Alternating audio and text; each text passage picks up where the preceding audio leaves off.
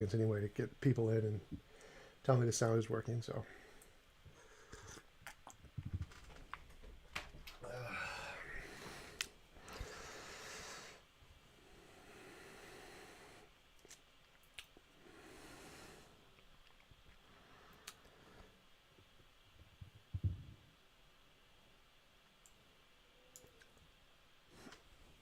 this should be down here.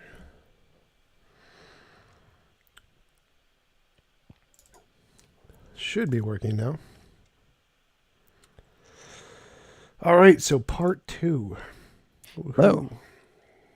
We're live? Yeah. Awesome. All right. Do you want to just start it up? Or are we still waiting on sound stuff? No, we're good, I think.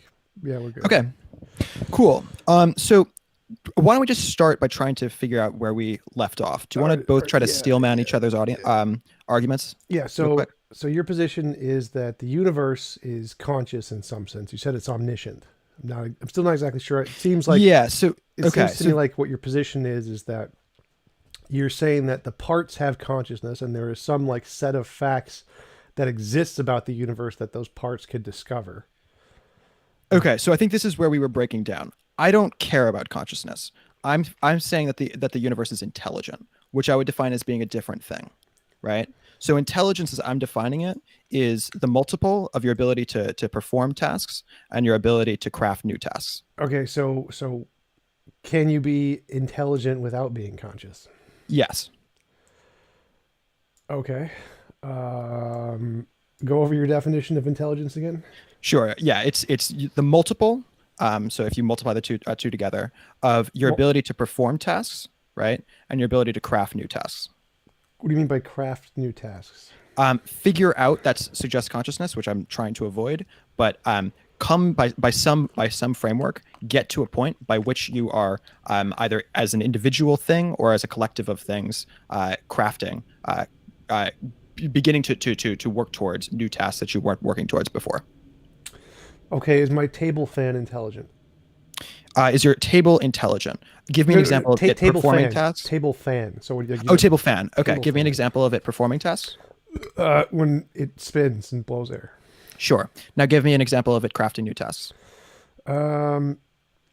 It breaks down, so it works together, and then. Is that a new task? Yes, it's a new task. How is that a new task? Well, it didn't do it before, so it's new. I don't know. Right, but it's not a new task. It's just new. How is that different? Like a task. The point is that it's not a task. It's not doing something. By breaking down, it's ceasing to do something. It's not doing something new. Well, that's just a matter of perspective. So when it breaks down and starts on fire, the fire is a new task. That's a new thing it's doing. And if, like, for example, if I'm cold and I need fire, then that's a very useful task that it's doing. Did it craft the... Oh, so you're saying you burned it? You're burning your fan? Essentially. Like if you burn your fan, I would argue that you crafted a new task. No, I didn't deliberately do it. It just fan crafted it. It like had an electrical misfiring and started on fire itself, and I'm just using it for that task. Okay, but it itself didn't craft that. It itself just it happened to it, right? Okay, and how is that different to everything in the universe? Because other things craft tasks. The collective of New York can craft tasks, right? Well, that's just the person. Remember, like you said, if I start the fan on fire, that's not the fan doing it. It's me doing it to the fan. My point is that New York is different because New York is the collection of the people. So when people do things, but they do it as a group of people, they're doing it as a collective task. They're crafting it collectively. It's not that one person. Yeah, but that's still the people. So if we just say, if you think of me as a collection of people, or me and like everybody in my room, we all started the fan on fire. That's not the fan starting itself on fire. It's the collection of people. Correct. So the universe isn't a collection of people. The universe is the fan. Why do you say that? Because the collection of people are not the same as the universe. What's the universe? Everything, essentially. Right, including the living stuff, right? Yeah. So when the living things do things collectively, right? If the universe, I'm not saying that that we haven't gotten to a point where I'm trying to prove this yet, but if there was a thing that all of the living things in the universe were collectively trying to do, and I'm not saying literally every single one, because obviously individual ones can be cancerous, right? But if in aggregate they are moving towards a single task, crafting a task or working towards a task, right? That would be evidence of intelligence at a collective level. No, but okay. So, for example, Wait. No, but what do you mean by no? No, the fact that they're moving towards a goal wouldn't in any way be intelligence. Like, No. Well, okay. If you're uncomfortable with the word intelligence, that's a separate point. But you would agree that it is that it's possible for a collection of individual life forms, no, let me individual put it this way. animals, Let's say to that collectively perform tasks and collectively craft new tasks. No, correct? let's say that everyone believes the world is flat. I mean, is that evidence that there is some collective mind there? No, it could be coincidence. Like if everyone's going in one direction. No, it totally is. If all of the humans on Earth agree that the Earth is flat, they're wrong, but it is a collective opinion. Right? No, that's the point. Is that no, it's not a collective opinion. Like I can come to a belief and you can come to a belief, and they may be the same belief, but it's not a collective belief. They could be completely separate. Like we could both be traveling in one direction, like north. Or I don't think that's quite fair. I don't think psychologists would agree with you. I think that they would absolutely if the vast majority of people on agree Earth agree to something, it's much more likely that you're going to agree to it. No, again, so this is totally. What do you mean no? It's not about how much you believe to it. Wait, I'm sorry. You're saying that psychologists wouldn't agree? No, psychologists would completely agree with everything you've said. So. Wait. So psychologists, go back, particular point. Psychologists wouldn't agree that if the people around you all think something, it's more likely to make you think something. That's completely irrelevant to the point. So of course it's not. I'm saying that the no, you're not understanding. You're not understanding the argument. So if I come to a belief like the world is flat, and someone on the other side of the planet, or if I just pick a random belief like I believe there's a God or something, and someone on the other side of the planet believes there's a God, there is no connection between us. There is no collective intelligence between us at all. We just came to the same belief in two separate areas. It is possible for two separate human beings to come up with a belief independent of one another. That is true. It is also possible for two separate human beings to interact together and thereby collectively come to an opinion. Is that true as well? Yes. Okay. So what I'm the saying, question is when I'm saying collective intelligence, I'm saying that there's collective intelligence within New York City, where people within New York City are capable of coming to a collective opinion, collective consensus, if you want to call it that. That you think that the collective intelligence of like all living things are going to move towards one particular end is evidence. Well, so that's why I'm trying to take it piece by piece. I'm trying to first start with the city, and then from the city, once we can establish that a city can be capable of both crafting and performing tasks, then we can get to a point where we can make an argument, and we can take it piece by piece. Well, let's go back, because none of this qualifies as intelligence. None of that is intelligence. So okay, so what's your definition of intelligence? Intelligence is like the ability to think and process. You need a brain to have intelligence. If you don't okay, can you give me an epistemological definition of that? That was an epistemological definition. No, it wasn't. What do you mean? Epistemology is how we know things. Is the justified belief based on fact? Yeah. Justified belief. I can't prove. Yeah, justified belief, not an opinion, based on facts that we can verify about the world. That's epistemology. Right. So using epistemology is the study of knowledge. Justified true belief is a kind of epistemology. It's not No. That's not true. Yes, it is. Epistemology is a subset of beliefs about the world. Epistemology specifically focuses on justified belief about facts in the world. Wrong. Again, epistemology. No, that's not wrong. Epistemology. That's not wrong. Yes, it is. Tom, again, I would encourage you to look it up. That's not wrong. I specialize in philosophy and talk with professional philosophers all day. That is shit. So epistemology. That's not shit. I'm going to mute you. Stop right now. Okay, I'm going to mute you. Could you search it? I'm going to mute you. Could you search it? I'm going to mute you. Epistemology. Sure. Could you search it as well? You go for it. Search it. I already know I'm right. I don't even have to search it. Epistemology. Tom, I want specifically you to search it so you can show it on your screen. Shut up, so or I'm going to mute you. Last chance, or I'm going to mute you. Tom, I would like for the rest of the. You're muted. You're muted. No one can hear you. You're muted. No one can hear you. Okay, so epistemology. I'm going to mute you so I can't hear you. This is the last time. I'm going to mute you so I can't even hear you. I don't care what you want. Shut up. All right, I'm muting you on my channel so I can't hear you either. So now you're perfectly muted. Epistemology. The definition of epistemology is the study of knowledge. There are lots of different models of epistemology. Justified true belief is a kind of model of epistemology. It's not the only one. So there's lots of different versions. So when you said epistemology is necessarily a justified true belief, you're wrong. It's completely wrong. No. Because there are three areas of philosophy directly influencing teaching theory of practice. There's metaphysics, which includes ontology. There's epistemology, a separate thing, and there's the axiology, which is a separate thing, right? No, so I'd like you to put this on the screen. screen. Lots of different I just searched it. You can search it as well. Could you search this? No. Tom, this is so easily verified. I don't care. This is so easily verified. If you're right on this, then just prove that you're right on it and prove that I'm wrong. I mean, I already This have. is It's so like easily asking if verified. the world is flat. It's already Just done. put this on the screen. That's not my point. My point is I theory of wanted knowledge. to make sure that we have an understanding of what the word epistemology means. So I'd like for you to define it and use something that's on the internet that's easily accessible both to you and your audience. I don't understand why you're not doing that. I'm not going to do it. No, I'm not going to pull up anything. You're not going to pull. Why? Because I'm too lazy. Like, what? What do you mean you're too lazy? We've already talked about this for like 30, 40 seconds. It would take you 2 seconds to search it and just share your screen. I'm just going to kick you off if you keep on this point. Epistemology is the study of knowledge. It's silly that you're not willing to focus on. Muted. Not just in this conversation, not just in our last conversation, but in your conversation with Destiny, your conversation. I've muted you again. No one can hear you. I muted you. I can't hear you. So again, epistemology is the study of knowledge. That's literally what it means. Epistemology is the study of knowledge. That's literally what it means. Justified belief is a kind of knowledge. It's not the only theory of knowledge. So just go back. Ontology is what exists. Epistemology is how we know what exists, or stuff we know. It doesn't have to be existing.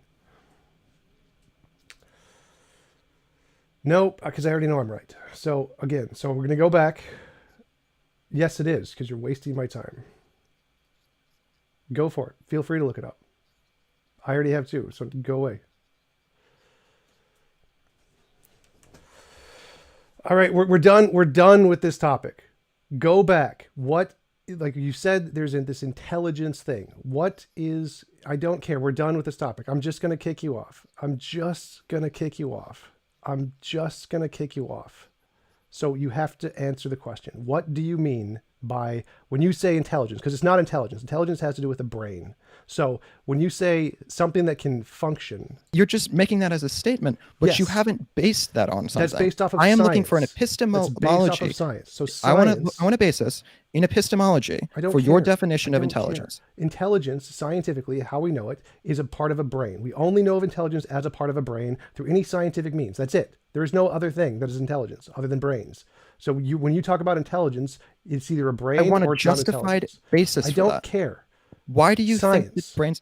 Why are you capable of thought? I have no idea why. Doesn't matter why. I agree. Wait, I agree. Product of the brain. I just want evidence for your ability to craft thoughts. That's why I'm looking at my definition of intelligence as the ability to craft ideas multiplied by your ability to perform or carry out those ideas. That's my definition of intelligence. Okay, your definition of intelligence is irrelevant. I don't care what your definition is. I'm going to mute you. I'm looking for an epistemological. Stop. Okay, you're muted. I don't care what your definition of intelligence is. Intelligence in every scientific field is a process of the brain. That's it. You don't get another option. So you need to make up a different word that isn't intelligence, because if it doesn't have a brain, it's not intelligent. Why are you focused on the brain? Because science tells us, right, all of our experience, the only thing that has intelligence is brains. That's induction. That's verify that.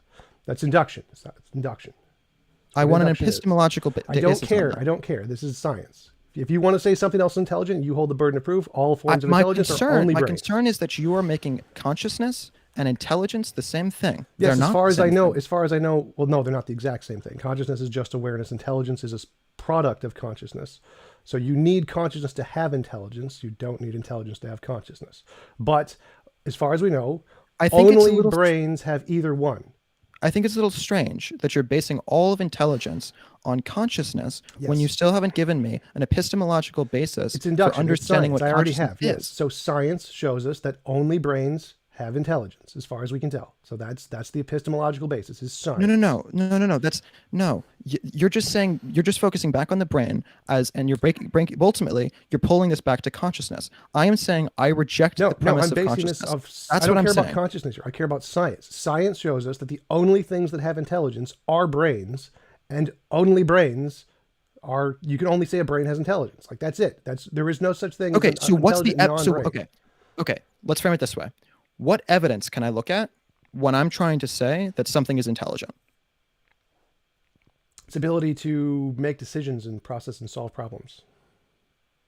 Oh, so their ability to perform tasks and craft new ones. Yes, if they're conscious, yes. When I'm looking for evidence of intelligence, that's what I look at. Yeah, you need a consciousness there, yes. But the evidence of intelligence would be its ability to perform tasks and craft new ones. Essentially. That's not really correct. That's the yes. only way I can prove epistemologically that there is intelligence. Great. You'd have to be able to like. No, be able to I'm asking you. respond That's a and- question. That's not a statement. That's a question. No, that would be not exactly correct. I mean, how we would discover intelligence is we would ask something to solve a specific set of problems that we create and see if it can solve the problems we've created. And that's how we would discover if it's intelligence or not. So you're asking it to perform a task. That's the way that you'd be able to Yes. figure out if it's intelligent. Yes. So its ability to perform and craft new tasks. No, its craft proof is of irrelevant. It's intelligence. just perform new tasks that we've set. If you can perform this set of tasks, then we Wait, can call is it a computer intelligent? Because it can perform tasks. No, because we would create certain tasks that it couldn't perform, like Right, answer because it these can't craft new questions. ones. No, the it crafting can't is irrelevant. craft new ones, Crafting is it's not irrelevant. That's intelligent. complete crap. So we would create a set of tasks, and if it can meet this set of tasks, we would define its intelligence. Its crafting ability is irrelevant. Wait, Tom, is your computer more intelligent than a mouse? Depends on how you define it, but again, that's not how we would define it. We would say That's my point. no. Again, so I think it's. I think it'd be stop, or I'm really gonna mute you. odd Stop, definition Stop. to So define stop, intelligence. Stop. So we would to discover intelligence, we would create a set of tasks, and if they can do all of these tasks, it would have intelligence. We wouldn't ask it to Right. craft anything. That's not the point. So can my computer? I'm not, okay. I shouldn't say my computer. Could a computer? no, Perform, because we would create a certain set of tasks that the computer wouldn't be able to do.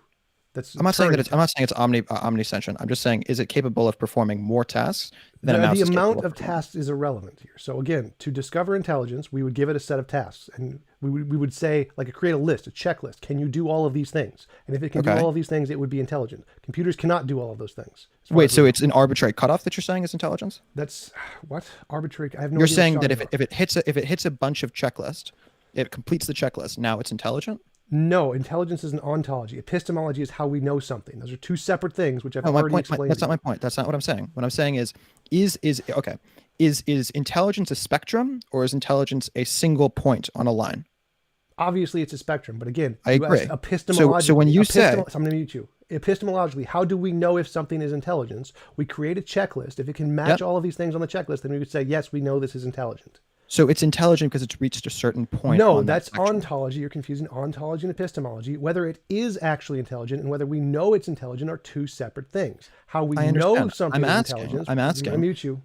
How for to it. know something is intelligent is we would create a checklist and say if it can meet all these things, then we know it's intelligent. That doesn't mean it is intelligent because it could be a Turing machine, and it doesn't mean it's not Sure. intelligent because maybe there's some things that have intelligence that can't meet our checklist. We just don't know. Okay. So my point is that you have made a checklist, and that checklist gets to a point where we understand if it has reached this arbitrary cutoff, right? You'd agree that any checklist is going to be arbitrary. Can we know right? if it's intelligent? That's the checklist. Can we know if it's intelligent? How would we tell Right. if it's intelligent? This is Right. If it that's can my meet this that's my point. checklist, So you're trying to that's how we know. verify.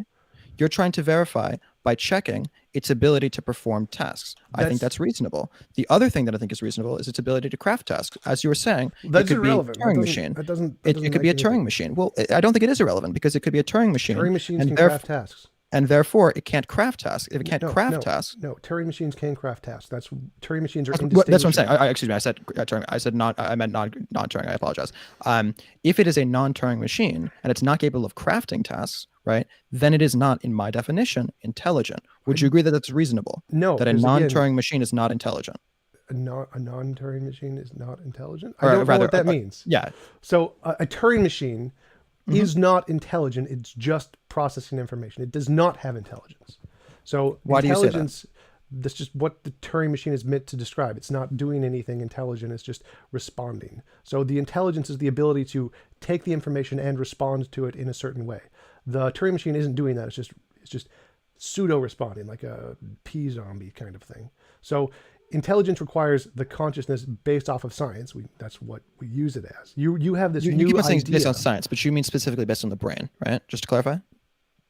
That's what based off of science we know the brain has No, intelligence. no, no.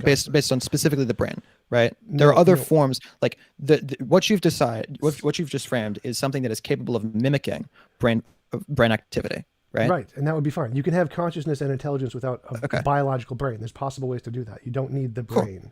The only thing we know of So that it's has so it's consciousness possible is a brain. Yes. So yeah, it's possible that Sure, but a city could be intelligence. Like if everyone in a city, if we had 1 billion people in a city who all grabbed arms and had like 10,000 connections with other people, and we all transmitted information by like squeezing each other's hands, yes, we could literally create a physical brain out of people in a city. And that would be, you could argue that's awesome. conscious. That's great. Okay. Computers are decentralized, right? Decentralized. It's not like the vast majority yes. of computing power in your computer. If we had an artificial intelligence system, it's not like it would just be held in one spot. It would be held in a bunch of different places simultaneously, right? Sure. Okay. So it's possible now to have decentralized intelligence. Yes. Well, obviously our brains aren't in this, consciousness isn't in a specific spot, obviously. What? Oh, wonderful. So then why is consciousness only, why does it have to be in one specific spot? And why can't I say that a country or a city has decentralized intelligence in the same manner? Could be intelligent, but in order to have intelligence, you need a brain, as far as we know. So no. But you're saying as far as we know, but you just said that you're confident that it's possible to be done with a computer. Yes. But we haven't done it yet. So again, you're not understanding here. So we could create electricity. If I held up a magnet and you held up a magnet and we rubbed them together, we would create an electrical current. We're not doing that, so we're not creating electricity. My point is simply that light electricity. We could create consciousness if we had 1 billion people who all held hands. So Tom, we can get to the evidence. We can get to the evidence soon, and when we look at the evidence, of course, we're going to be looking at epistemological evidence for it. So again, stop. Sure. So you've still not gotten the point here. We can make a brain. We can make consciousness. We can make intelligence. A decentralized one. No, stop. If we make a brain. So if we all act as neurons and we hold hands and transmit information by squeezing each other's hands, we could literally create a physical brain and it could have consciousness and intelligence. But we're not doing that. That's why it's not intelligent. We are not doing that. I will get to evidence for that we are doing that. But first, I just want to verify that you are indeed saying that it is possible for this to be the case. It is possible for a computer, right, for something that is not only held in one location, that is not held in one body, right, for that to be intelligent. You'd agree? A brain is in one body, but that's not. I'm not saying a brain. I'm saying a computational. No, I understand what you're saying. What you're saying is shit because you don't understand the topic. A brain is not a centralized intelligence. There is no central part of the brain that is one active that is conscious. It is a system of interacting things. I agree. So, but there's also a system of interacting things that are not conscious, like rocks. Sure, I agree with that also. Volcanoes. Sure, so the question is a city like a brain where it has an interacting process that produces intelligence and consciousness, or is it like a rock? There we go. That is the question. Yes. Answer it. It's a rock. City is a rock. So brains and intelligence have a specific kind of function. They organize in a certain way. Do you think that okay? So now I want to wait. No, I'm going to clarify my argument. Tom, I just want to make some. I want to make some evidence because I'm the one who's making a positive claim. You're making a negative claim. It's my job to make positive claims on behalf of the city. Stop. As having opinions, or rather as having the ability. I've just muted you. Stop. All right. So a city does not interact like a brain does. Like a volcano, it has lots of interactions. A storm has lots of interactions. They do not produce intelligence, even though they're working towards a goal, maybe produce new tasks, whatever. They do not produce brains. It is possible for a storm to produce a brain if it interacted in such a way that it produced a physical process that literally does what the brain does, then it could be conscious and intelligence. It doesn't do that. It does like a rock, where it's just a random interactive process. Cities are the same thing. They are like a storm. They're just an inanimate object. 1 second. Yes, go ahead. I'm now unmuted. Yes. Okay, cool. Thank you for unmuting me. Okay, here's my claim.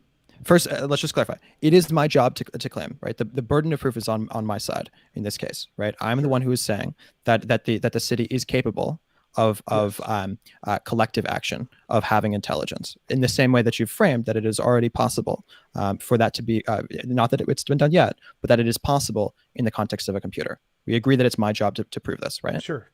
Okay. Well, there's still I'd like to have a moment now. There's still a problem. I'd like to have I'd like to have a moment now to go through a series of pieces of evidence. We can take them piece by piece, or I can just sort of lay them out as one thing. But I'd like to go through some evidence of a city being capable of intelligence or capable of collective action. Go for it. Okay. Okay. A government. What a government is a bunch of people in a city working together in order to create tasks. They are able to decide, hey, we're going to levy this much taxes. They're able to say, hey, we're going to have these laws or these rules that we're going to all follow collectively with respect to traffic or with respect to zoning or with respect to whatever it might be, right? Okay. That's one form of intelligence that they're able to do. Another form of intelligence they're capable of That's doing. not a form of intelligence. Okay, Tom, we can go. Do you want to take it piece by piece, or do you want me to just lay it out? Either one's fine. Well, I'm sure that every example you're going to give, I'm going to have the same response. That's not intelligence. It's like, so Is it collect? Is it an action that they're doing collectively? There's no such thing as collective intelligence like that. It's Okay, not, Tom, it's like if we from take an epistemological perspective, we've already agreed that the verifiable way that you check if something is intelligent is by looking at its ability to perform tasks and craft new tasks. So law is an example of performing tasks and crafting a new task. It has to be a thing. It's like if I said, each wolf has a tail. Does a pack of wolves have a tail? No. And you're saying, yes, the pack of wolves has a tail. I mean, look at all their tails. No, the tail isn't something that they're doing collectively. It doesn't, no. Does a pack of wolves have a leader? Yes. So your collective part is your specific definition of what you're trying to prove. But it does, my point, each no, wolf, my point is, stick with this one example. Sure. Each wolf has a tail. The pack of wolves does not have a tail. Sure, but the so pack the of same wolves, thing applies to the city and the government. Each that part of the tail? government, Sure. each part of the government has intelligence. The this is a good whole one. does not have intelligence. New York City does not have a vagina or a pussy or penis, rather. Yeah, I agree with that, right? But New York collectively no, it doesn't. Does have other things that they do. Collectively, New York has law.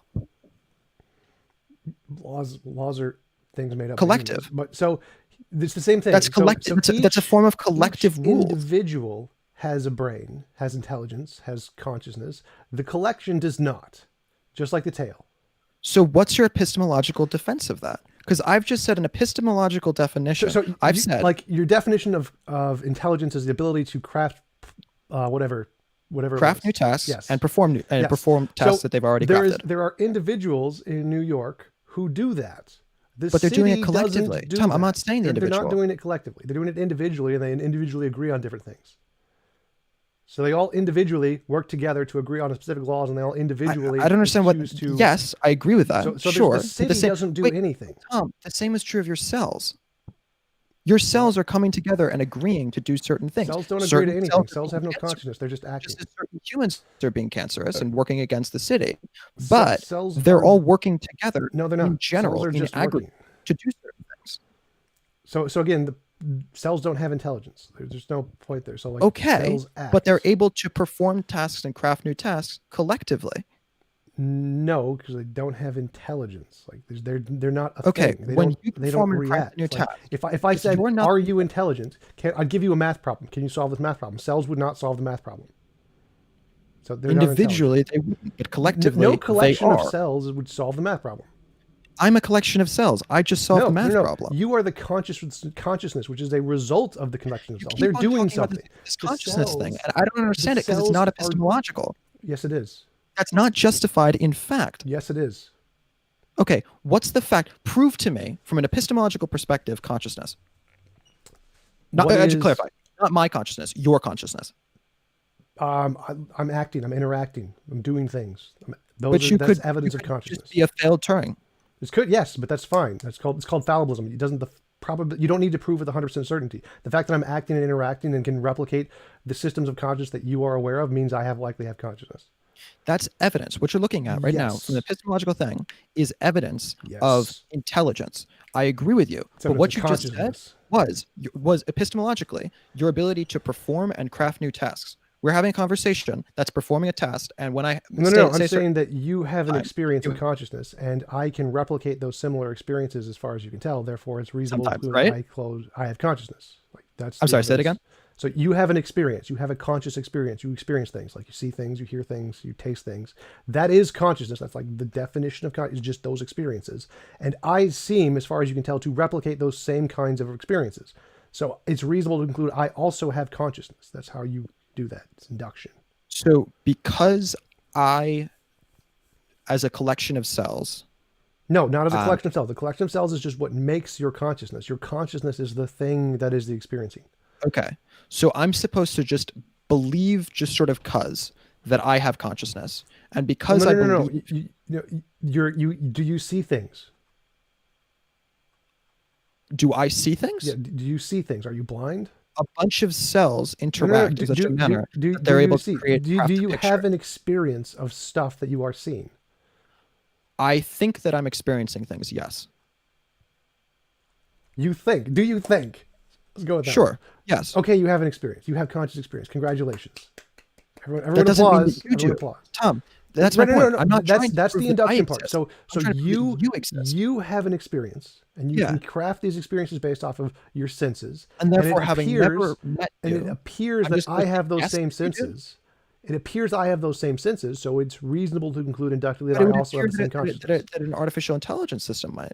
Yes, that's right. We don't have absolute certainty. You don't need absolute certainty. If we saw an artificial intelligence... So you're framing that I should just take it on face value that you have consciousness. And you think that consciousness matters a lot. I don't think in epistemology, there's this position called... In epistemology, there's this thing called fallibilism. It's the reason we believe there's an external world. It's the reason we believe other people are conscious. It's the reason we believe all those things, because it's probabilistically the correct conclusion. Fine, it is justified. That's reasonable. So because there's evidence that you have the ability to perform tasks and craft new tasks, I should assume that you're conscious. No, it has nothing to do with perform tasks and ask new tasks. It has the fact that you experience consciousness. Here are the properties of your experience of consciousness. Oh, so it's because you look like me. Yes, essentially. So because you look like me, I should assume that you're basically like me. Yes. It looks like a duck and it quacks like a duck. It's probably a duck. Okay. So when I look at a colony of ants, it looks like they're working together. Yes. Right? It looks like they're one system. No. Right? No? They're making one hive. Yes. They're making one colony, right? They're making one system. There's one system. One hive. So there's a difference between a system and they're just all doing stuff together. Like those aren't the same thing. Wait, I'm sorry. Repeat that. There's a difference between a system and they're all just doing stuff in the same area. I'm looking for the evidence. When I see you, I see a pile of cells, right? You agree? Yes. Okay. When I see a colony of ants, I see a pile of ants. Would you agree? Yes. Okay. When I see the pile of ants, they seem to be working together in a manner that appears to be intelligent on its surface level. I'm not saying it is. I'm just saying that it appears to be on its surface level. That's evidentiary, right? Similarly, when I see you, I see something that appears to be working together. A bunch of cells appear to be working together. That's evidentiary. It's not proof. It's just evidentiary. However, when I look at a pile, well, there's the problem. It's like, no, when you see me, you do see the cells, but the cells aren't what's responding. It's the consciousness that's responding. It's the result of the cells that's responding. So like, okay, sure. Let's take that for a second. Okay. So cool. wait, let's go back because if we look at a colony of ants and you ask the ants to do something, it's the ants that are responding. It's not the result of the ants that are responding. It's the ants that are responding. You keep on coming back to this, but I could just say the exact same thing about the cells. Well, no, that's responding to the cells. The cells are not responding. No, that's the distinction. You have consciousness. The cells are not what's responding when you ask me. It's the consciousness that's responding. The consciousness is a result of the cells. Yes, together. The consciousness is a byproduct of the cells. So the byproduct of the cells is me, and that is what's responding. So why am I supposed to? But the colony, there's no equivalent byproduct. Isn't. So the product of the colony does not respond. The ants Why am I supposed to assume that there's no byproduct of the individual ants in the same way that there's a byproduct of the individual? You don't have to assume that. You can like literally ask the ant colony to do something and it won't, because it doesn't have a byproduct that does stuff. Wait, so you're saying because I can't communicate with the ants that I therefore shouldn't assume that they're able to communicate? No, you can communicate with ants. You can definitely communicate with ants. We do that all the time.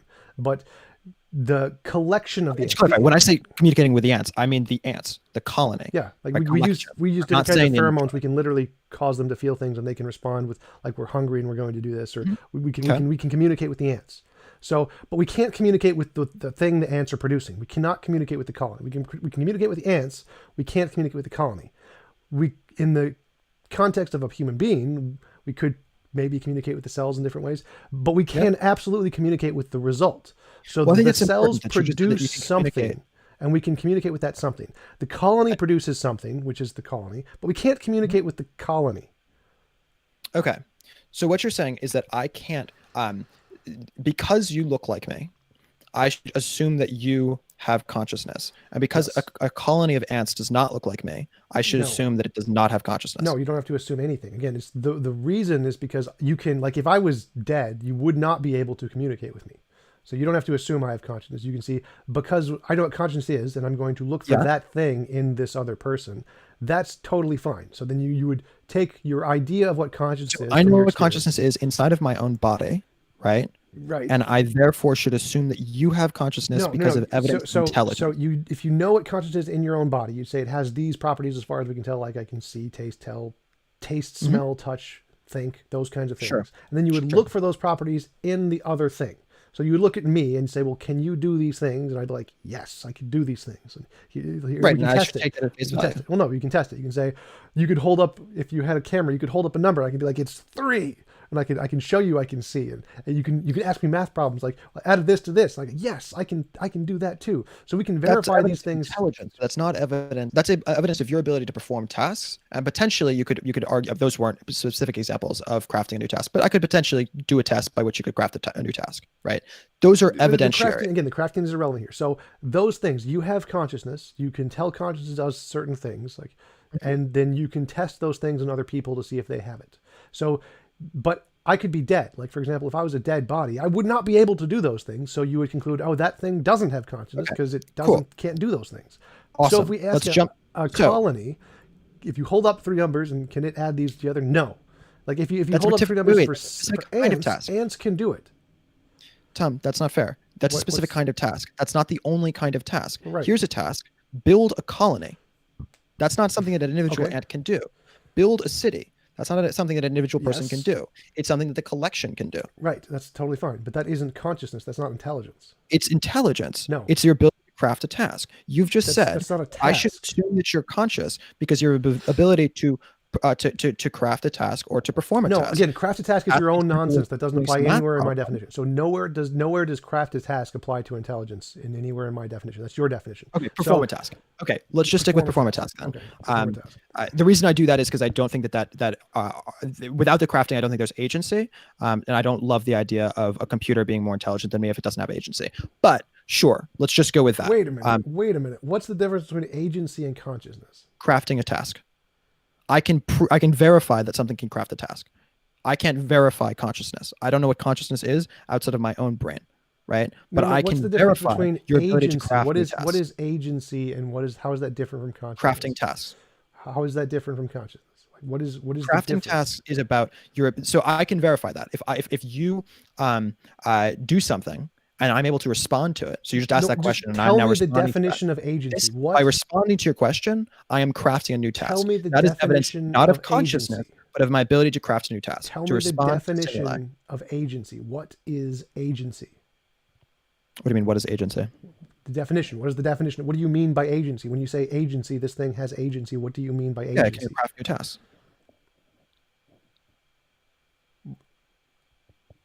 Okay, get rid of that definition. Tell What do me, you mean, get like, rid of what it? does That the is the definition. definition of the word agency mean? I don't know, Tom. You've already agreed that we're not going to look things up online. Okay, So I don't know. Just what is like the contemporary understanding of the word agency? Like people use I the don't word know. in Should we look English. it up online? You can go for it. No, I'd like you to. No, I'm asking you. I mean, I'd also like you to I need look up to the know. I need to word. know what's in your head here. This is it's like I can look it up. I already know what the word agency means, but I need to know what you think the word agency means. So I don't actually want you to like look it up necessarily. I want you to tell me what you think the contemporary meaning of the word agency means. What do you think English speakers mean when they use the word agency? I think your ability to craft a new task. I've already said that. No, like what does an average American person when they use the word agency mean by the word agency? Not you. Yeah, your ability to do something. Your ability to like think of new things to do. Are you looking for the think? I'm confused what you're looking for. Oh no, I wasn't looking for anything. I was just literally just asking, what do you think the Craft new tasks. No. Yeah. So from an so you think- evidentiary perspective, from a perspective of evidence, it's about your ability to craft new tasks. That's the evidence of agency. Well, I'm not asking what the evidence of agency is. I'm asking like what the ontology of agency is. Oh, I'm uninterested. I thought we already agreed that epistemology is more important than ontology. Well, I agree it is, but I want to know like what you mean by it. So it's like Yeah, the ability to craft new tasks. That's what agency is. agency. And you agree, right? No. Because Okay, for so what's me, your definition? agency is the awareness and independence. So you have to like be able to. What's the evidence of that? I thought we agreed that epistemology is I'm important. aware. I'm aware. I have certain features, and then I can see certain features in other people, other things that have the same features. That you are aware of it in yourself is not evidence that I have it. It's clear that I No, have no. the ability to craft new tasks. The It's not fact clear that you are from your similar to perspective, me. There's no evidence that I have consciousness. There's just evidence No, that I there have the is. There ability is. to craft So, new so tasks. it's accepted in philosophy. Yes, we do have evidence of consciousness in other minds. We do. Yes. So I have Right. consciousness. Wait, I agree. Hold up. I agree.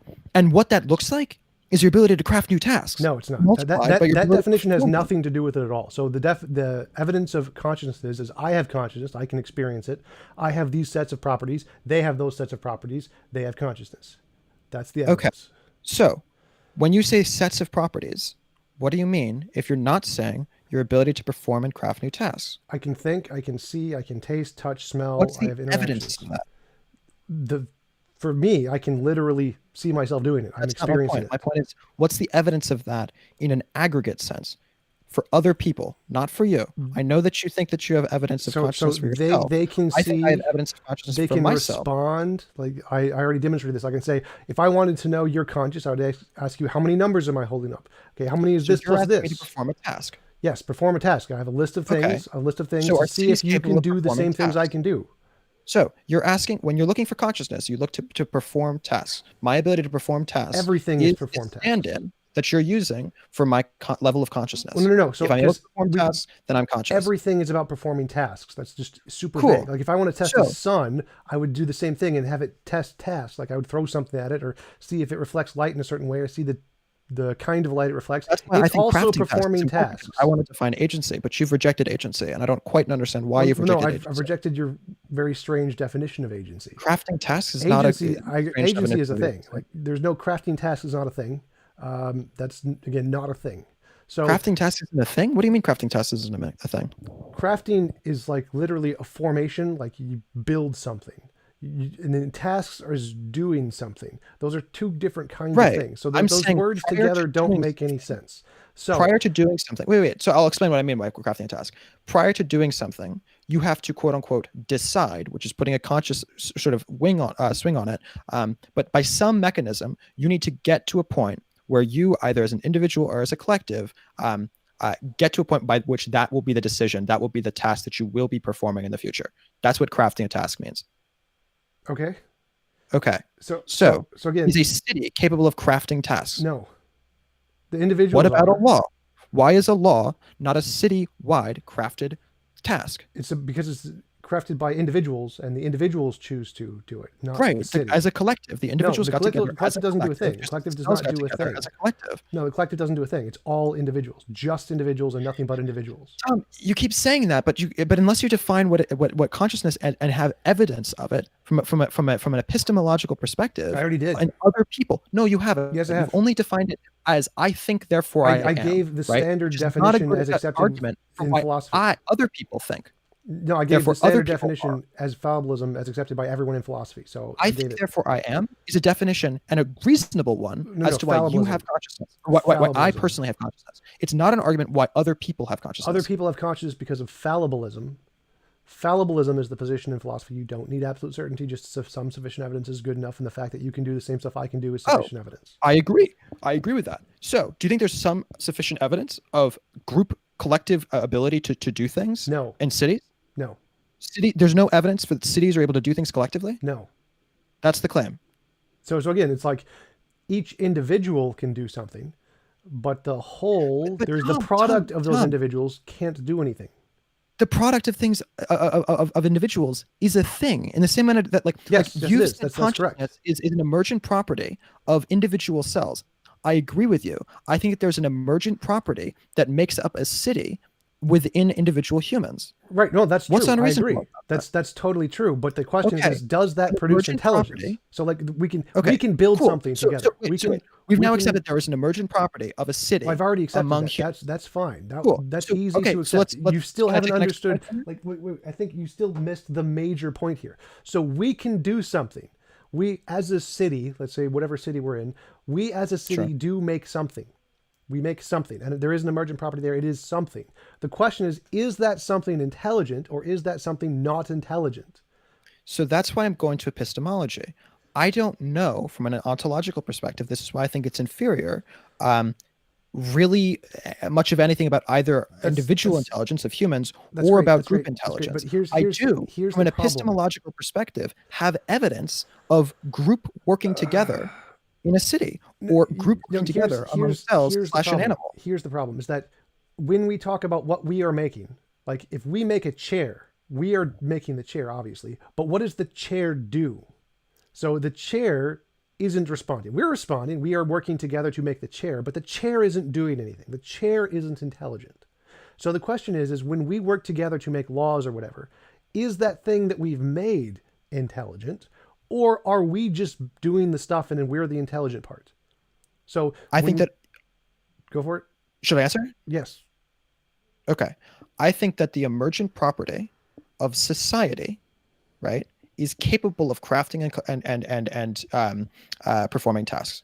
That society as a group of individuals is capable of doing certain things that we as individual people are not capable of doing. I don't think I specifically can make a sort of a cultural norm around traffic safety, right? I don't think I, as an individual person, can create a cultural norm or a law about right. So any number of things, right? That's an emergent wolf pack can kill a bear. A single wolf can't kill a bear. Right. Well, that is a little different because I don't think that gets to the same level of emergent intelligence as there is in the city. But sure. Okay, so the question is does like so the group can do something. We can make something. We make an emergent thing. Mm-hmm. And the question is that thing intelligent or not? So because we as a group we can make a chair and the chair isn't intelligent. Is that, would you agree? Like if we are as a group. Wait, so if we get together as a group and we make a chair, and I'm assuming this is a chair that and none of us as individuals are able to make, so it's an extremely complicated chair. Complicated chair, sure. Super complicated chair, and it takes 10 million people to make this chair. It's a really complicated chair that no individual person could make, right? Sure. Even given a trillion years, no individual person could make this chair. Awesome. Okay. This chair, is not intelligent. Yes. The collection of people that was required to make the chair. So just stick with that. Just stick with that. So the thing that we make is not intelligent. Collection isn't intelligent. So it's possible that there's a collection of people that do something, but that thing that they collectively do isn't intelligent. Now it's possible it is intelligent. The thing that they create isn't intelligent. When you make a sandwich as an individual person, the sandwich isn't intelligent, but it required intelligence for you to make the sandwich. Right, obviously. So the question is that as a collective, as a city, is the collective thing we are making of the intelligent kind or the not intelligent kind? Because we can exist as a collective and not be intelligent. The collective cannot be intelligent. Like so you're asking I'm a little confused. Are you saying are we collectively doing tasks, or are you saying that the output of that task isn't intelligent? Obviously, the output of a task is not going to be intelligent. The sandwich isn't, and so too the chair isn't. Not exactly. So if we have a city, and now it's possible that the people in that city work together to create an intelligent entity, like an emergent brain, essentially. They can a government, do that. For example. Yeah. That's your theory. So, but it's also possible they work together and make a thing that isn't intelligent. Sure.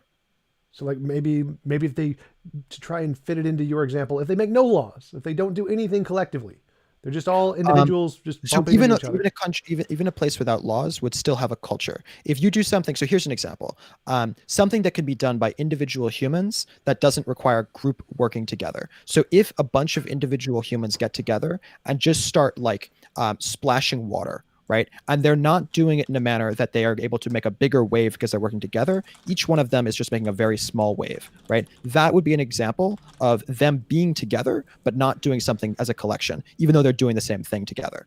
But they're not doing it collectively, right? right? If, however, they get together and they build a wave machine, and as a group, that wave machine is able to make a larger wave than any one of them could have made individually, or as a group of them when not working together, then that wave is a byproduct of their collective action, right? Okay, but the question I'm trying to illustrate here is that we as a group can collectively do something, and that thing we do may or may not result in an intelligence. I understand what you mean by result. May or may not be intelligence. Us working together is the intelligence. No. Yes. It's an emergent property. There's nothing there that is intelligent. Like we could work together. We're working together right now to produce a To some degree. produce a YouTube channel. If I shut it off, if I destroyed the intelligence, is it dead? Have I killed this intelligence? Wait, I'm sorry. Frame that again. So like if I kick you off or something, then I have destroyed the intelligence essentially. You've destroyed. So if you kicked me off of the show, then in that moment, the collection, right, the intelligence that we're able, the action that we're doing as a group together, right, between both of us and also I'd argue as well the audience, that thing would cease to exist. It's not that you would cease to exist. It's not that I would cease to exist. But the product of our collective working together would cease to exist. Yes. Where is that thing? Where can I find that thing? What do you mean? Where could you find it? Like the thing that I've just destroyed. Where is it? Can I touch it? Can I measure it? Can it be shown anywhere? Can you touch your own intelligence? No, the collective intelligence. The collective intelligence of me and you and all of these people that I'm going to destroy when I kick you off. Where is it? Where can I find that? I thought we already agreed that you can have decentralized intelligence when we were talking about the computers. Decentralized is different. Like, so if we, as a computer, if a computer can produce intelligence, the intelligence is literally... So the effect of this conversation is that now there are new thoughts that have gotten into the minds of individuals who are listening, and to you and to me. Right, but that's just the individuals. There's no collective thing there that's producing that. That's just the individuals. And the effect of me performing an action, me eating a sandwich, right, would be that I now have gotten a bunch of nutrients to my individual cells. It's about the individual cells. Similarly, when we had this conversation, it's about the individual humans. So again, the collection of things that we make up, that everyone here on the stream, isn't a thing. There is no collective thing there. It's just we're just all being individual. There's no. It's not decentralized. It's not anything. There's no thing there. It's like there's no thing there. It's like if I took everyone in a city, to use your city example, and just split them up and just like teleported them to different places of the world, I haven't killed anyone. I haven't destroyed intelligence. It's not immoral to split people up because there isn't a thing there. If I split up all the cells inside of your body, but I put them into other people's bodies, and thereby every single cell in your body was somehow managed to stay alive. Yeah, then you would have killed me. That's immoral. If that would be immoral, you would have killed me. Because of the emergent property. I agree. Wait. I agree that would have been immoral because I've destroyed the emergent property. Similarly, if I took each and every single person from New York City and moved one to Boston and one to Detroit, one to Chicago, and to all of these different places, right? Then obviously, they have been moved out, and the emergent property of New York ceases to exist. It's not the individual people, but it's not immoral. It's not immoral to do that. Like, there's a difference there. It's not immoral. There's a difference. Like, it's not I think immoral. the people of New York would disagree with you that it's not immoral to force them all to move to different. We can say they all choose that they're going to agree to this. They're going to agree to this for a purpose of an experiment, and they're all consensual. So we consensually move everyone in New York away. You're going to say that's consensual? We're hypothetical here, so they're all going to because there's the coronavirus, which is in New York. So they all want to move. So we're gonna allow them to move away from New York.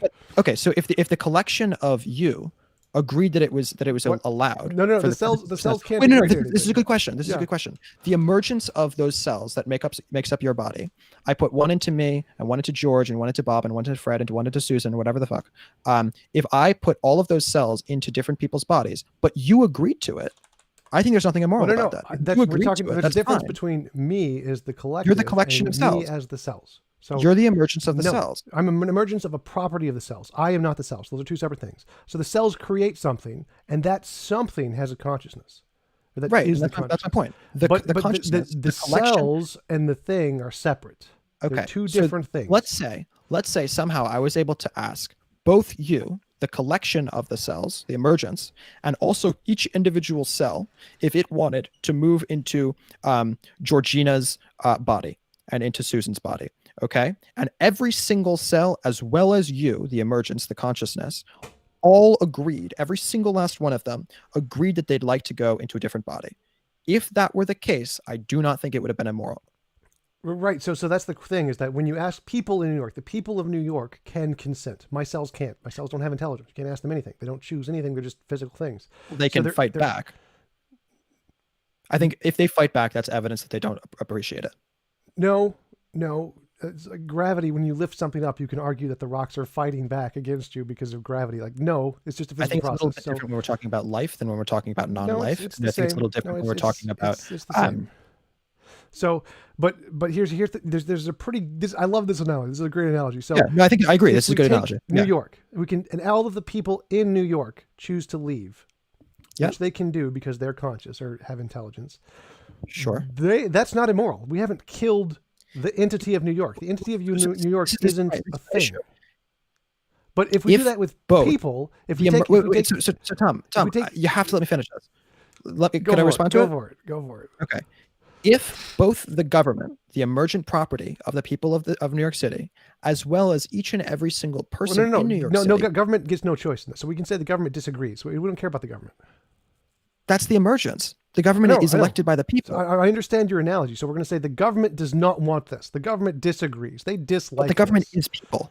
The government is not people.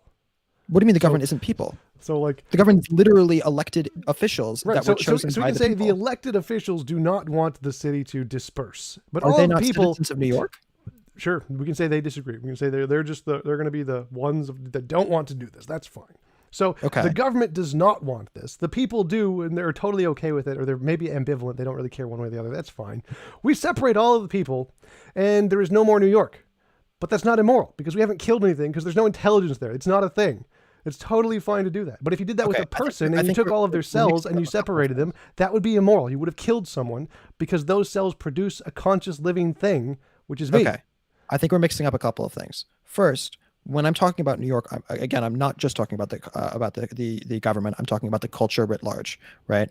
So if the culture writ large, I don't think it's possible for the culture writ large to be opposed to everyone moving and for people all to still move, because that is definitionally a part of the culture, because the culture is the byproduct of the people. Would you agree to that? Well, if the people all split up, there isn't a culture anymore. That's my point. The culture is a culture that does not care about New York, that actively opposes New York, right? Wants New York to cease to exist. That would have to be the culture in order for all the people to leave New York. No, it doesn't. Like they don't have to, they could just say, I have a desire to go that way. And like each individual in New York could individually decide that they want to take a trip to not New York. You're describing a culture. No, that's not. There's nothing. There's no culture there. This is just an individual process. Every single person. I would encourage you to talk a little bit more about how we come to have opinions with a psychologist. I'm sorry, but I know more. I know more than you about every possible from an topic. Intellectual perspective. I'm not. Psychology. Thank you, but I'm not interested in your advice here. So I know more about you in psychology. I know more than you about everything in psychology. So I'm not interested in your advice. About everything. Yes, go on. So the question is that each individual can individually choose to do something separately with no connection to anyone else, no culture at all. They can just choose. Yeah, I'm going to go to. I do not think psychologists would agree with you. I would encourage you to have a psychologist. Absolutely, 100% agree with me. I would encourage you to have a psychologist on this program. The decision made by the people in the house next to me are completely independent of the people in me. So they could choose to go to Washington State. I could choose to go to Texas. There is no connection. There is no culture there. That is just our individual choices. So that could happen. Is a remarkably libertarian viewpoint on how psychology works. No, it's just. Are you libertarian? I was just curious. A fact, like their decisions. Wait, I'm just genuine. This is not like a knock. I have my own political theory. It's completely separate. So there is. So are you a libertarian? Are you? I have my own political theory, which is not a part of the libertarian or the conservatives or the Democrats' socialism. I have my own political theory. Cool. So, but like what you're describing is that culture doesn't have an effect on the way that people interact in their lives. No, I never said that. That's crap. That's bullshit. No, I never said that. I said they can make decisions that are totally and completely independent of my decisions. There is no culture there. Like, I don't know what they're thinking. They don't know what I'm thinking. I can think of one thing to make a decision and they can think of another thing to make a decision. There's no culture there. Every single person in New York choosing independently to leave New York. And you're suggesting that the culture Yeah, the has culture no is impact. irrelevant here. This is just purely a random chance event. It's definitely possible. There's no culture involved in this at all. Each decision is just an independent decision. It's totally fine. It happens every Each day that decision millions is of an people independent have. decision Yes. There's that no people culture here. are leaving. And you don't think that the fact that when people leave, that means that it's going to have a serious impact on the economy. You don't think that the fact I like, never there are said that. death I never. That's spirals, irrelevant. That's irrelevant to my analogy. Like, no, it is relevant because there No, are it's death not. spirals that No, are it's going not. to impact the stragglers. No, it's not. Okay, New So York then- is a then- city of 10 million people. So I again, don't know if this that's is, actually again, whatever I don't number know. it is. What are you not understanding about this? So it's pretty I'm simple trying to- that individuals I'm can trying make to individual argument for decisions. culture. Like the I'm trying to make an culture- argument for culture. Can I do that? understand I understand that, but Could I- it's not working. Could I explain it? Go for it. Okay, thank you. Okay. New York is a city of 10 million people. I'm not sure if those numbers are correct, but let's just go for it for now to make the math simple. I don't care. 9 million of those people leave New York.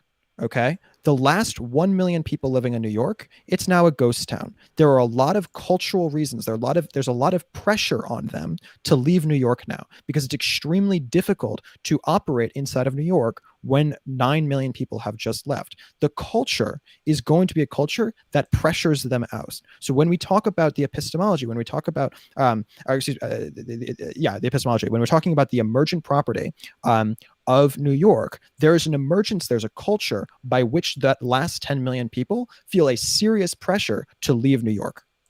Okay, but none of that had anything to do with my response. So that's not. You're suggesting that it's possible for every single individual person in New York to leave New York without cultural pressures to do so and without Yes. governance pressures to do so. Yes, that is possible. Okay, so describe to me how those last 1 million people would not have cultural. Wait, the last 1 million push people is to leave. irrelevant here. So again, you were right when you described my argument is that everyone essentially in New York could just choose to leave voluntarily without any cultural government influence. Yes, that is possible. So At the exact same time.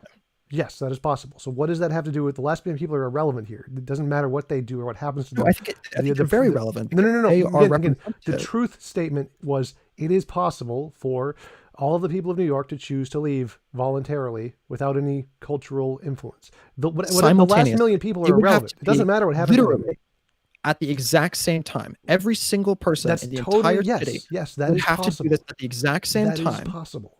So Okay, so I just want to make sure that I'm understanding what you're saying. So You're what saying happens to the last every million si- people doesn't Can I- change this. That those are two separate topics. The last million people don't matter to this first part. Because you're saying that every single one of the 10 million people leaves at the exact Well, no, same time. we can say 9 million people leave and 10 million people or 1 million stay or whatever. It doesn't make a difference.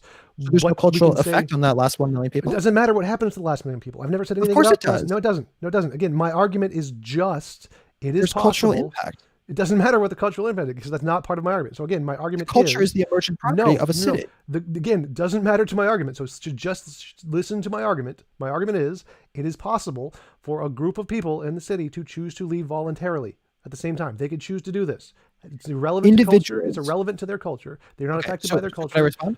What? Can I respond? Not yet. So it's irrelevant to their culture. It's irrelevant to their government. They could just choose individually to all take trips to different parts of the city. They can choose to do that. Now, that's the end of the argument. What effects it's going to have is irrelevant. That's the end of the argument. They can each individually choose to go take a trip to a different city, and it could just coincidentally happen to all be in the same date. Cool. Can I respond? Go for it. Okay. If we're saying that of the 10 million people, 10,000 leave every year, or 100,000 leave every year, that is perfectly reasonable, and another 100,000 will probably come in and move in. That's totally normal. Every single city in the world has some number of people who are migrating in, some number of people who are migrating out. That's normal. The same is true of your body. Some number of new cells are formed, and some number of cells die off and leave, right? That's totally normal. There's nothing wrong with that. If, however, every single cell in your body leaves your body simultaneously, that's a serious problem for the Obviously, but emergence of your consciousness, for the emergence of your collective intelligence as an animal. It is also a problem for the collection of the argument. Tom, I got to be able to finish this because you've been going on for a while, and I'd like to just respond real quick. You're not understanding the argument. I mean, yeah, I understand what you're saying, and I agree with you, but that's not at all what I said. So again, the full stop of the argument is there is a people in New York, and they could all choose to voluntarily leave independently of each other without any, like, the culture isn't causing them to do this. The government isn't causing them to do this. The government isn't asking or consenting. It's just the individuals. The individuals can choose to leave on the same date, full stop. Yes, possible, no possible. Is that logically possible? Is In it the logically the possible? level of mass migration that you're describing, no, it's not possible. What do you mean it's not possible? Like, The level of mass migration that you're describing, if you're saying that it is possible without cultural pressure to no, do no, no, so. no, no. So again, Wait, Tom, I gotta be able to answer this, please. Go for it. Go for it. Okay. If you're asking, is it possible for 9 million of the 10 million people in New York City to leave without any government or cultural pressure to do so simultaneously at the exact same moment? 9 million people do it. If you're asking if that is possible without any cultural or government pressure to do so, the answer is no. That's not possible. Then you're an idiot to be because done. you don't understand what possible means. Without cultural Yes, without pressure to cultural. do so? Every individual makes individual choices, and it's possible that every individual could make a Simultaneously. choice to do that. Yes, that's how Okay. possible works. There's Okay. no Do you wanna give me an logical. Is there a example, or do you wanna logical give me- contradiction there? If there is no logical contradiction, then it is by definition possible. Why would that happen? Why Give me an doesn't example. matter. So again, why does is matter? Of irrelevant. course, why matters. No, it doesn't. That's Give not me an example. logically So, okay. possible. Do you Why? know what the If you word wanna avoid possible why, means? that's fine. Give me an example of when that's happened in the history of the world. It doesn't matter if it's happened in the history of the world. Again, this is possible. Though, do you know what the word possible means? I understand precisely what the word possible means. Yeah. So it's possible that they could do this. Without cultural impact, Yes. no. Where Simultaneously? Find the logical. Where is the logical contradiction in what I said?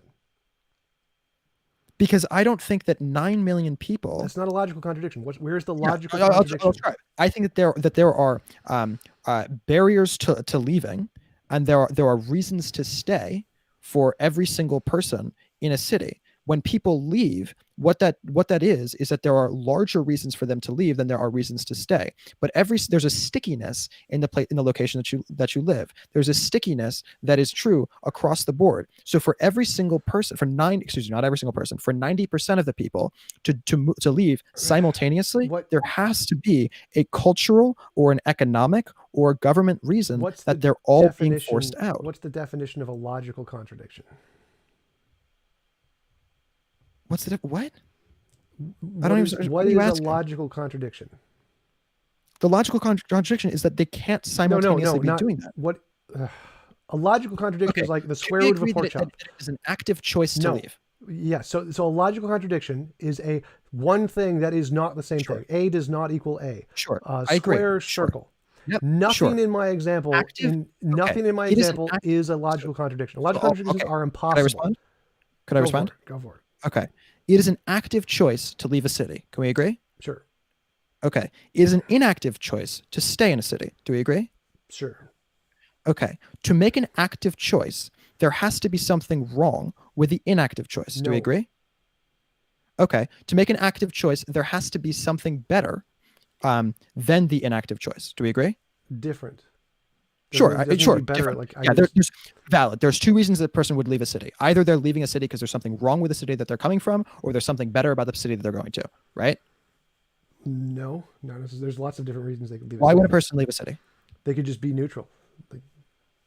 I don't think that people who are completely neutral are going to move. They can, yeah. It's kids that just want to travel. Like it's just a trip. They're not moving. That's they're pleasure. just going on. What you're describing is someone is moving for pleasure. Pleasure is moving. They're not. I never said moving. They're just going on a trip. They're not. They still live in New York. They still have a house there. They're just going on a trip. Okay. Why are they doing that? Because they want to.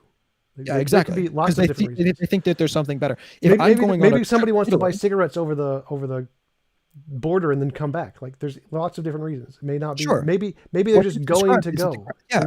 What you described is that it's better to be in Canada, even if it's only momentary. No. Again, it doesn't have to be better. They can just be spontaneously. I just want to drive because I want to drive. It has nothing to do with the cities. Maybe it has nothing to do with better or worse at all. They're just going to drive because they want to drive and they happen to leave the city.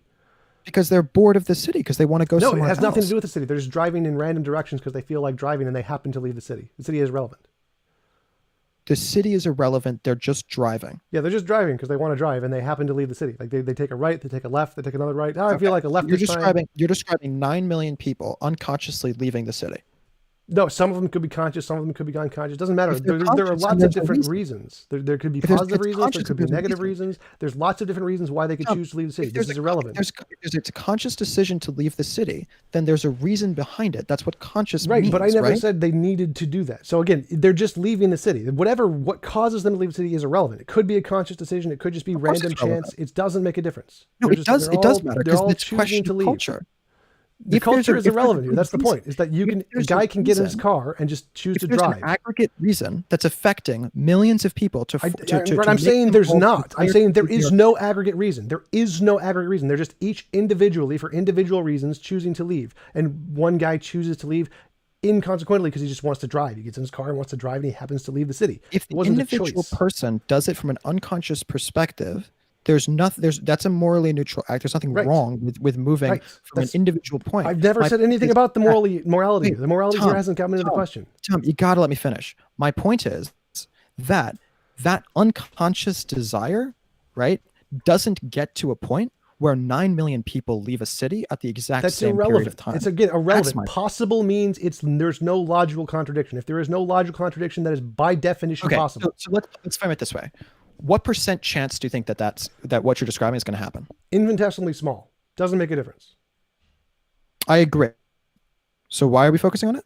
Because it's a possible example. So this is a possible thing that could happen.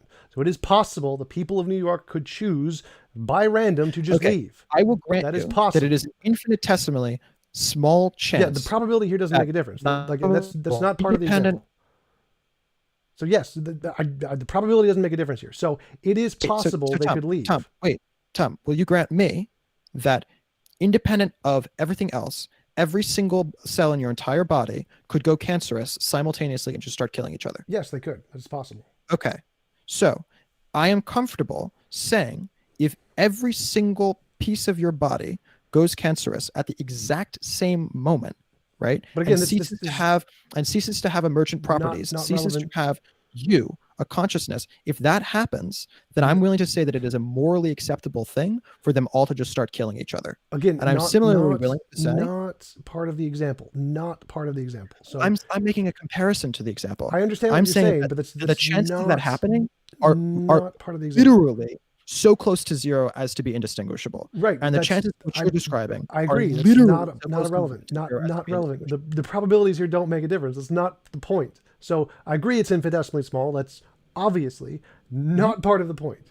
So again, if it's possible that all people in New York could choose to leave, if we do this, we have not killed anyone. There is no intelligence that has been lost. No one has died. It is not immoral to do this. If all of my cells go cancerous, a person has died. That is bad. So if all the people in New York leave, not The bad, emergent nothing's property of the lost. cells has died.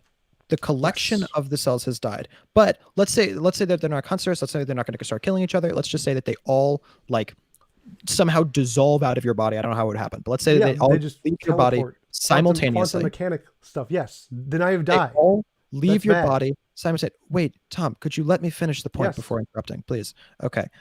Every single last cell in your body simultaneously just decides to leave your body. I don't want to say decides because that's Yeah, just whatever. They quantum mechanically leave. body at Yes. the exact same time.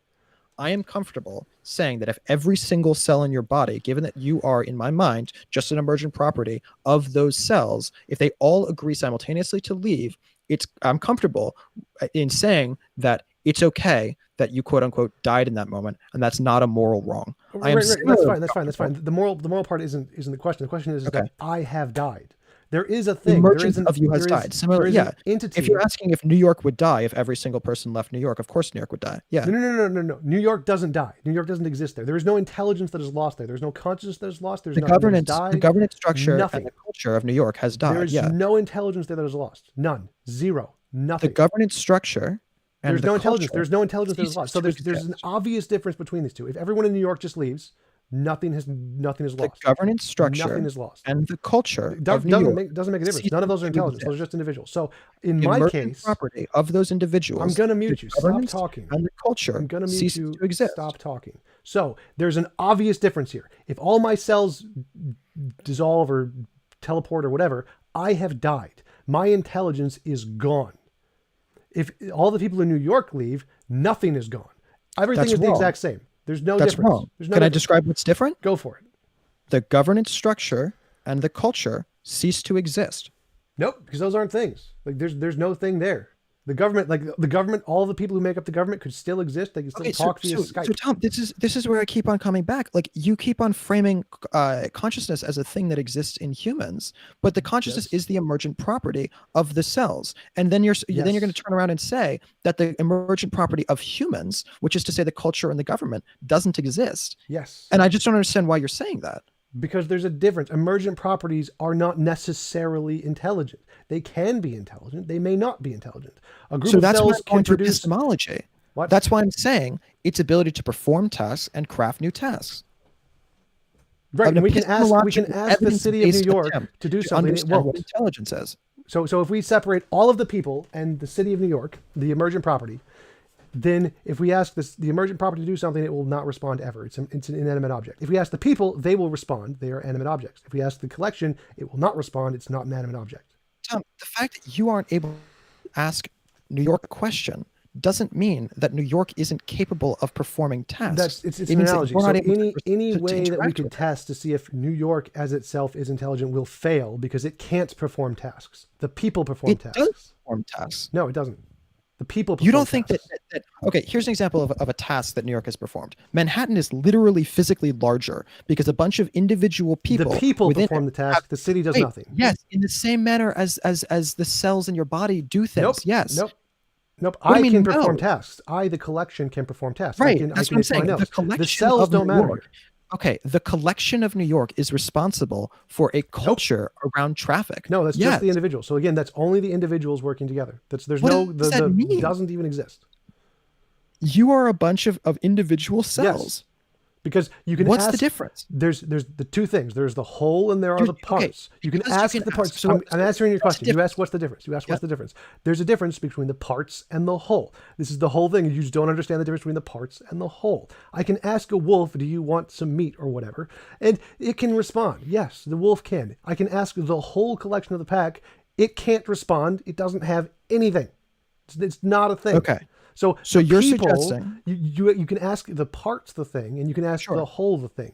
If you ask the whole the thing, it will not respond because it's inanimate. If you ask the parts the thing, they will respond. So, could I respond? Go for it. Okay.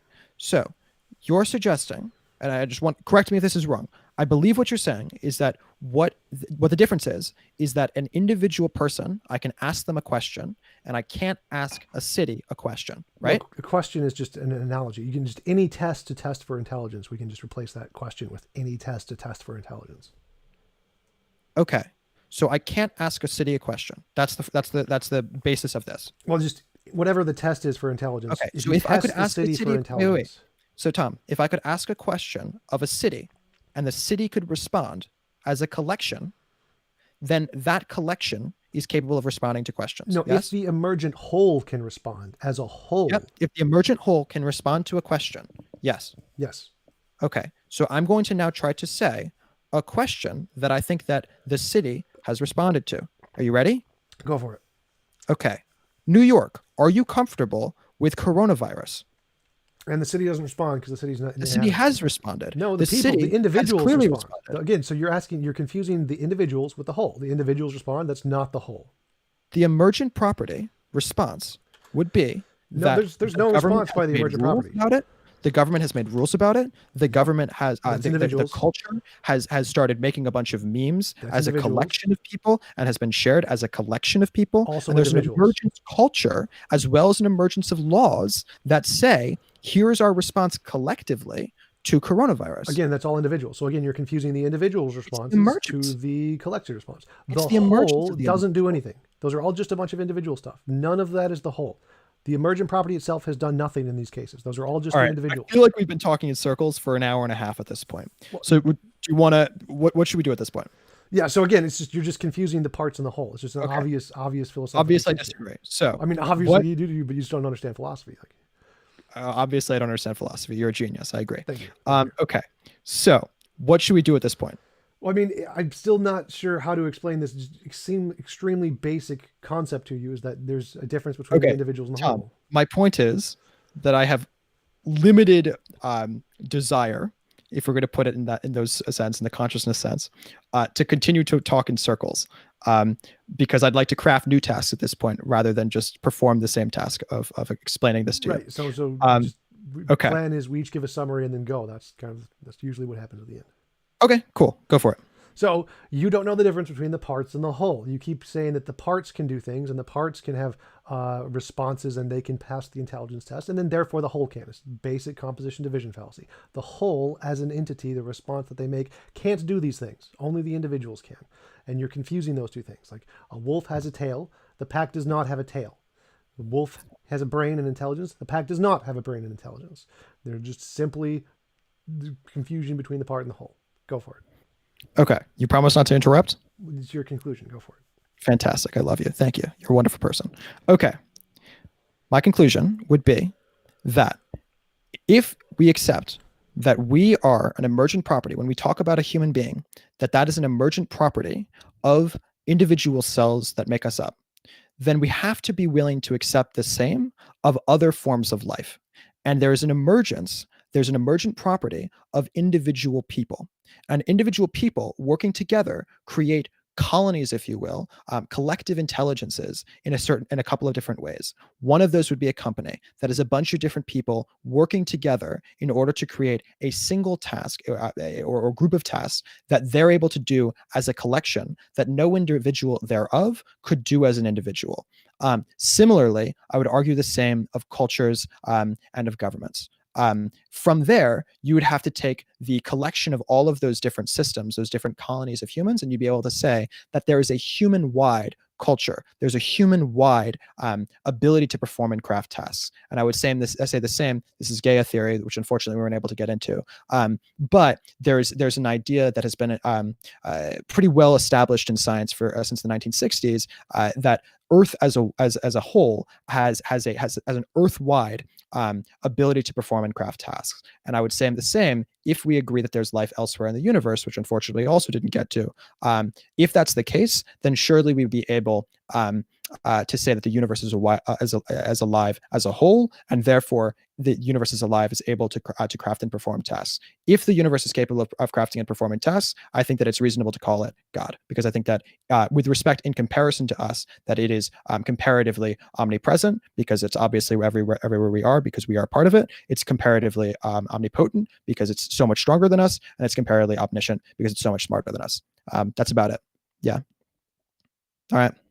Okay, cool. Thank you. Yep. Are we still live or no? Yeah, still live. Oh, awesome. Okay. Yep. Sweet. See you later. Appreciate it. Bye-bye.